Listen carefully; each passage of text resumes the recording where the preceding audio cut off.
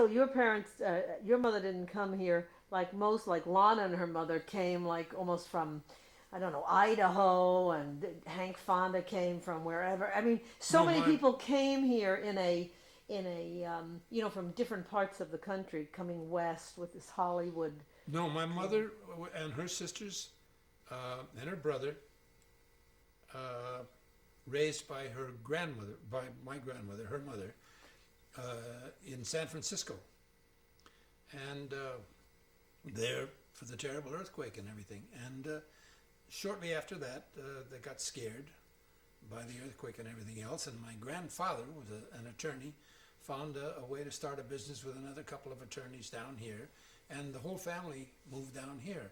Then the grandmother and the grandfather separated before I can remember. I don't know who lived where, and that's when I can start to remember about age 3 or 4, living in old Hollywood. Right. So you had a lot of women in your life when you were young. Women. Pushing brassieres out of the way to get to the bathroom. Yeah. That's interesting. A whole house full of women in you. Yeah. Do, explain to me. Tell me.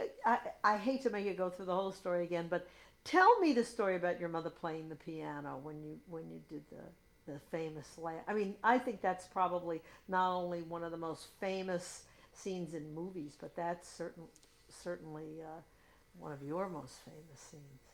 But In the champ, the last scene. yeah. Well, the champ was dying on this table in the prize fighters dressing room, and the manager and assistant manager and a friend and so forth. These various people were Can standing. you start from the beginning? Yeah.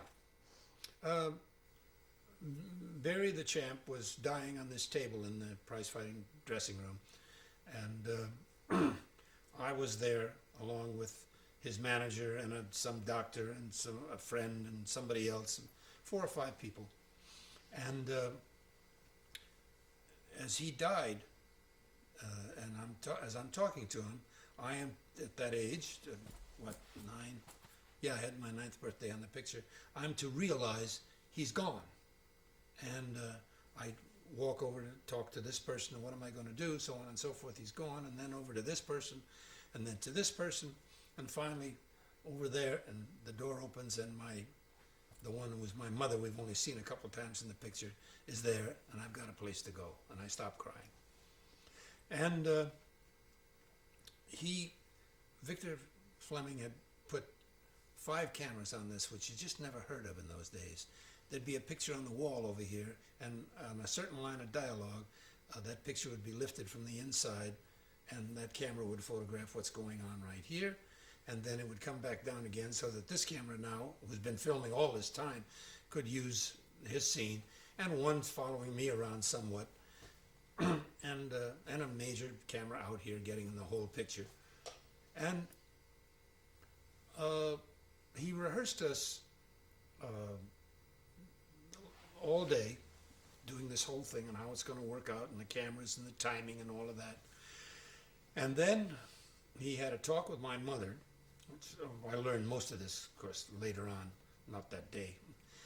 He had a talk with my mother about Jack's got to cry in this, and it's going to last about maybe a minute and a half to 2 minutes here. And what are we going to do?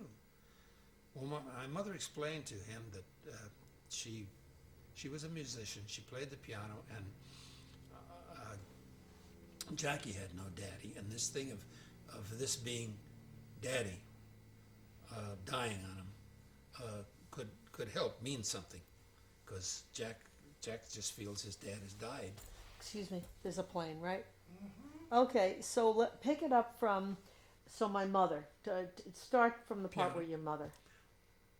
So my mother had his talk with the director, and said that, well, one of the things that's going to help in the crying is that the champ was the boy's dad, and Jackie had no daddy, and he wanted a daddy, and as every kid does, and he's never had one, and he feels terrible, and we'll work on that. Also, my mother explained to him that sometimes when she's playing the piano at home, she'd get into playing a very kind of a sad thing, and I'd be sitting there next to her because I liked it. I was learning the piano a little bit myself. I'd start to cry at this pretty melody, and especially if my mother sang some of the lyrics, and it was pretty lyrics too, you know.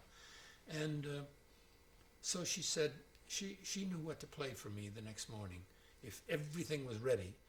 And when my mother said okay, they get me in there and do it. So the next morning, everybody, just a mechanical rehearsal. Don't anybody act, just everybody say all the lines so we all know, everybody knows their line. Every cameraman knows his cue and when his camera's going to be used and when it isn't, and you, so forth. Finally open the door for the mother to walk in. And okay, we rehearsed it all. That's starting at 9 o'clock. That's all done before 10. And so Fleming had brought in, the director had brought in a piano, which you could pump with your feet like this. And it was like, but it wasn't an organ. It sounded more like a piano. It was lovely, a short keyboard. We're going to run out. Let's hold there from Okay. Fleming brought in a piano. Okay. Okay. Let me get another roll in the camera.